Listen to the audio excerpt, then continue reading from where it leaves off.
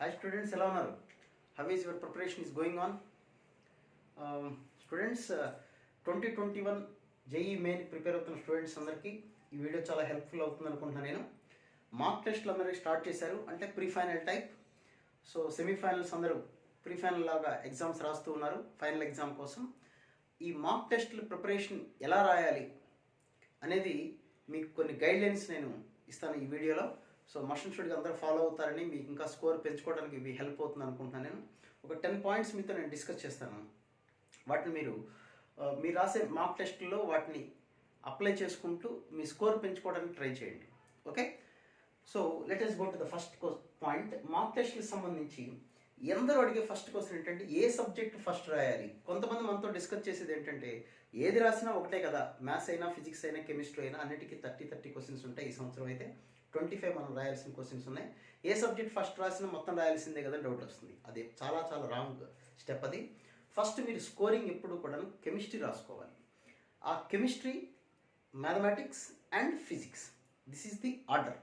Top students నుంచి average, below average ఎవరైనా సరే, మీకు చాలా సబ్జెక్ట్స్ ఇష్టం ఉండొచ్చు, కొంతమంది ఫిజిక్స్ ఇష్టం ఉండొచ్చు, మ్యాథ్స్ ఇష్టం ఉండొచ్చు, ఏదైనా ఉండొచ్చు.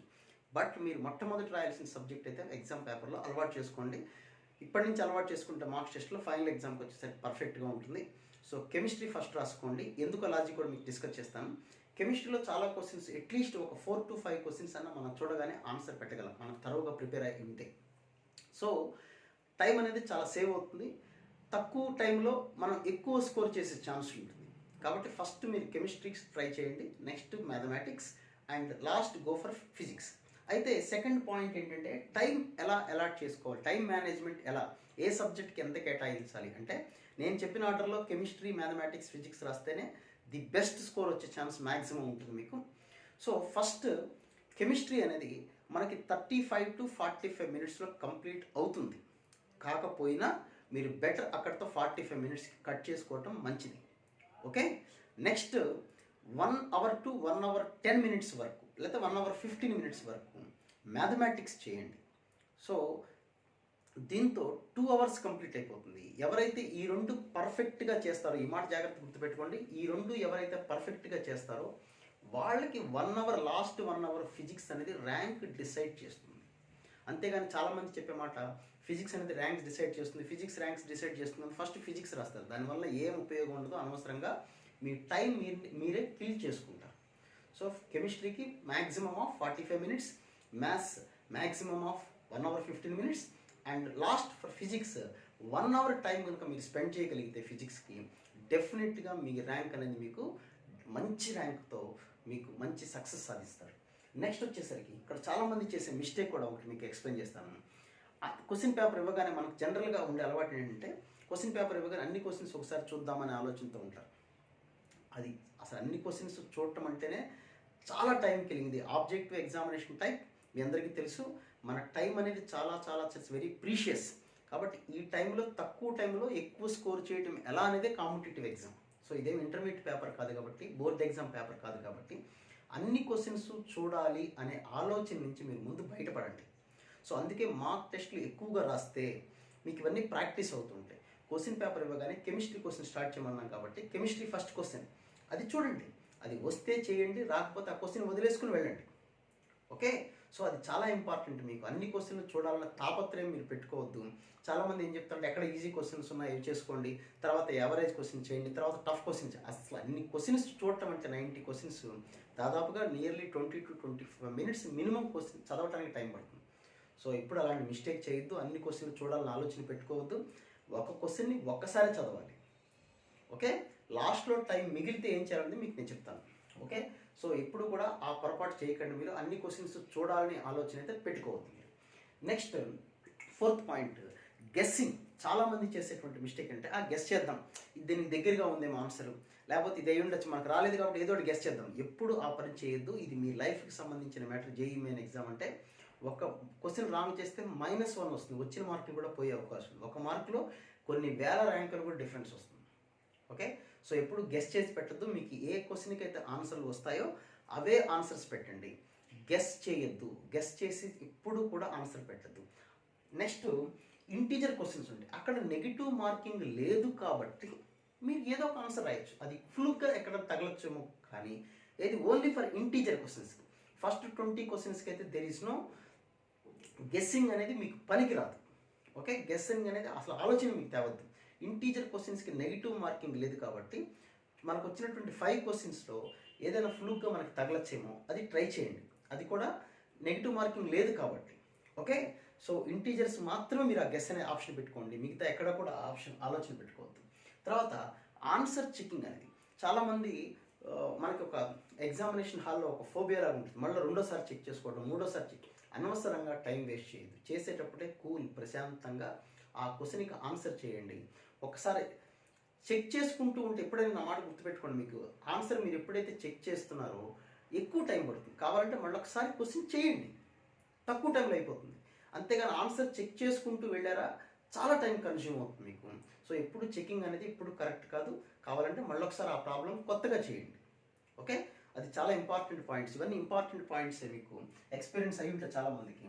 తర్వాత నెక్స్ట్ పాయింట్ ఏంటంటే డోంట్ ప్యానిక్. చాలామంది ఫస్ట్ క్వశ్చన్, సపోజ్ క్వశ్చన్ పేపర్లో ఫస్ట్ క్వశ్చన్ చూడగానే అది మనకి రాని క్వశ్చన్ అనుకోండి, whatever might be the subject, ఏదైనా physics, chemistry, mathematics, whatever it is. First question చూడగానే మనకు రాని క్వశ్చన్ వచ్చింది అనుకోండి, భయపడిపోతారు. సెకండ్ క్వశ్చన్ వచ్చింది, మళ్ళీ రాలేదు కూడా రాలేదు, భయపడిపోతారు. అంత అవసరం లేదు మనకి. సో ఆ క్వశ్చన్స్ రాకపోయినా 2-3 క్వశ్చన్స్ ఫస్ట్ టప్ గ్యాంబ్లింగ్, మనకి జంబ్లింగ్ ఉంటుంది కాబట్టి క్వశ్చన్స్లో. సో ఫస్ట్ క్వశ్చన్ మీకేమో ఫంక్షన్స్లో క్వశ్చన్ వస్తే ఇంకోటి డిఫరెన్షియేషన్ క్వశ్చన్ రావచ్చు, ఇంకోటి పెర్మిటేషన్ కాంబినేషన్ క్వశ్చన్ రావచ్చు, వాట్ ఎవర్ ఇట్ ఈస్.